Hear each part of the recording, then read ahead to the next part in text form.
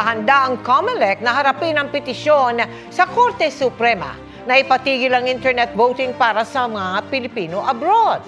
Isa sa ilalim naman sa COMELEC control ang Dato Odin Sinsuat, Maguindanao del Norte. Nakatutok si Darlene Kai.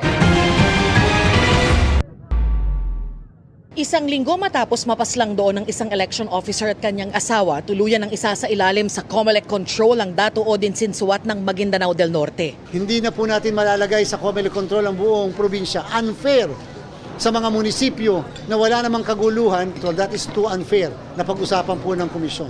Nakafocus po kami sa Dato Odin Sinsuat. Inaasahang ilalabas bukas ang resolusyon at gabay tungkol sa hangganan ng kapangyarihan at responsibilidad ng COMELEC sa controlled areas. Samantala, nakahanda raw ang COMELEC na harapin ang petisyon sa Korte Suprema laban sa 4 na COMELEC resolutions na umano'y unconstitutional.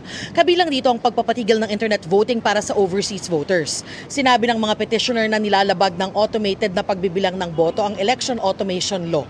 Hindi rin daw otorisado ng batas ang digital ballots. Ang amin pong interpretasyon, yung pong Republic Act 10950, ang COMELEC can venture on other mode or modes of voting.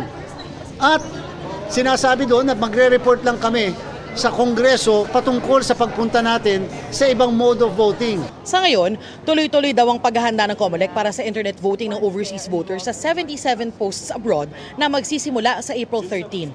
Pero nakahanda rin naman daw ang COMELEC sakaling maglabas ng TRO o Temporary Restraining Order ang Supreme Court sa internet voting. Meron naman po kami na excess ng mga makina. Napakadali naming imprenta kung sakasakali ang mga balota. Nakahanda rin daw ang COMELEC sakaling lumala ang tensyon sa pagitan ng Taiwan at China.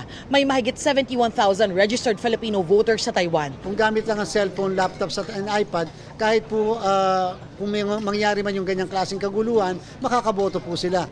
May probisyon din naman daw sa Omnibus Election Code sa pagdedeklara ng failure of election sa mga lugar kung saan magkakaroon ng karahasan, terorismo, kalamidad o ibang pangyayaring nasa labas na ng kontrol ng sinuman.